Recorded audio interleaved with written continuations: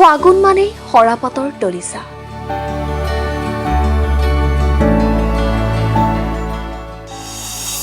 শুকাই যোৱা সৰাপাতবোৰক ফাগুনৰ পচুৱাই যেন উৰুৱাই নিয়ে অজান দেশলৈ।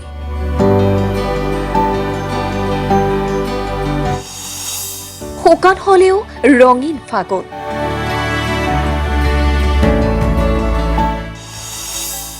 যি ৰং কেৱল ফাগুনৰ।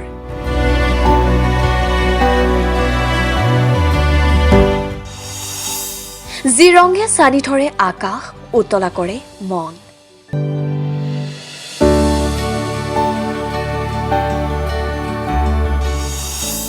ফাগুন মানেই আকাশ ৰঙালী কৰি ফুলিবলৈ ধৰা পলাশ, মদাৰ, শিমলু। ফাগুনে কঢ়িয়াই আনে প্ৰেমৰ বতৰা। উন্মনা কৰি তোলে ডেকা গাভৰুৰ মন। লঠঙা হৈ পৰা গছলতাৰ বিলাকৰ এই ফাগুনৰ পৰাই যেন আশা বসন্তত নসাজ পিন্ধাৰ। এফালে কব গলে ফাগুন মানে পচুৱা ৰসতেই ৰঙালী হৈ উঠা পলাশ, মদাৰ, শিমলু। আনফালে ফাগুন মানেই তৰাং নদীৰ দুটি পাৰ, ধূলিয়ৰী আকাশৰ কৰুণতা।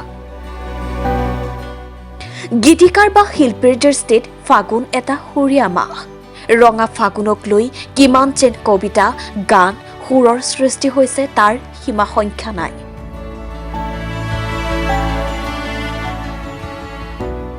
ফাগুন মানে মন মতলীয়া কৰা চৌদিশ। ফাগুন নিজেই নিজৰ পৰিচয়।